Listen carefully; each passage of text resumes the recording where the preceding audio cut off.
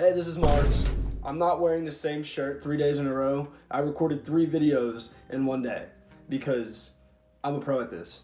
So, we're gonna start off without any bullshit. First, you need to understand your social comfort zone. What are you really comfortable doing? What have you done in the past? What are you willing to do to reach your goals? What do your goals even entail? As long as you get an understanding of what it is, and you can kind of like diagnose your social comfort zone, that's where the change really happens. So I'm just gonna use me as an example. Me, I'm very, very socially comfortable. Other people may not be, that's fine. You don't have to be. We're just trying to show you what it is, and then see if you wanna get from A to B, or A to C, or maybe A to Z, or A to T. Doesn't really matter, as long as you're going from A to somewhere else. Now, another example, I guess, of me and how my social comfort zone really is. I guess you could say like a personal anecdote. I met my best friend Jaden in the lunch line by randomly going up to him and talking to him about some video game or something. This was 3rd grade. Now, other people may not be comfortable with going up to random people and talking to them about random things. I remember me, I always used to go up to random people and just start speaking. I was blessed, I suppose. So, I guess I'll give you a little bit of like an actionable step to see where you are on like the comfort scale. Imagine yourself going up to somebody random and saying something random. Like asking for directions, what's the weather, hey, do you know what time it is? Does that make you comfortable or not? If the answer is no, most likely you're not the most comfortable socially, and that's fine. You could stay like this, or you could push yourself out of your comfort zone and meet new people, try new things, and get better socially. And the best way to get better socially is to push that comfort zone. So, now we're gonna talk about limiting beliefs. Now, limiting beliefs are things that we tell ourselves that are not completely true. Like, for instance, if you wanted to start a YouTube channel before, you could have told yourself something like, but 99% of the people who start YouTube channels don't really make it. Or same thing with entrepreneurship. You could have been like, but this business venture is very oversaturated. It's not like this could even be profitable. Let's say you're talking about a sport.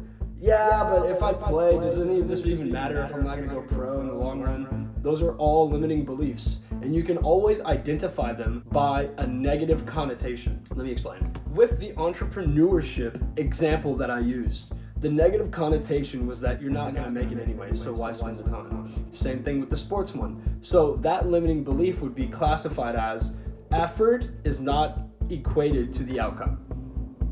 That's a limiting belief. Bro, here, come say hi since you're like interrupting videos. Skibbity! What the Sigma? Close that door, Sigma. Alright, so now that we know what they are, we're gonna talk about how to get rid of them. The first step, which we already talked about, is identifying the limiting beliefs. And the second step is eliminating those limiting beliefs through action. Scary. Very, very scary. Let's say, for instance, one of your limiting beliefs would be that talking to random people in public is weird. And this is fine because most people in America think this. Most people aren't really socially adept in America though. As people, we're supposed to be together. So there's no reason that talking to somebody in your community should be weird.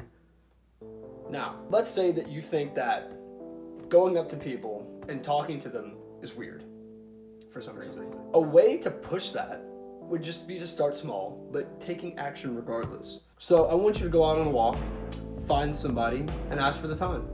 Hey, do you know what time it is? It is 6:02. Something like that. I'm recording this around 6 o'clock. And then you can just push it a little bit further. Go up to someone and spark a conversation. But let's say you see a person walking their dog. Be like, yo, what breed of dog is that? Open-ended question that's specific to their situation to get them to open up, and then you can practice your social skills. Since it's a random person and you're never gonna see them again, it doesn't matter if you say something dumb, it doesn't matter if you mess up, and it doesn't matter if you make a fool of yourself, because you're not gonna see them ever again. Or you will, and then you can be like, yeah, I said some stupid shit, and then you guys are cool because you're being authentic.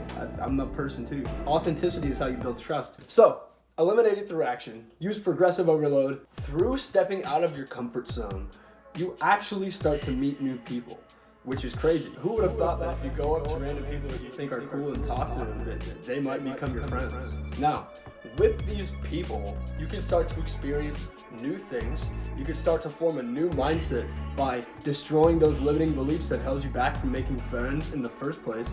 And then you can also have new groups to be a part of, new friend groups. Like, I know the most social people have multiple friend groups. In conclusion, identify your comfort zone, push those limiting beliefs out of your head with a hammer, push those limiting beliefs down the street in a stroller. Start meeting new people, start trying new things, start doing new stuff through progressive overloading, and get out of that comfort zone, man. It's time to break out of that social shell and into the social realm. Free coaching call, by the way, if you're interested. Consider smashing that like button because it glows when I say that. Do all the buttons, do all the things, and type shit. See ya.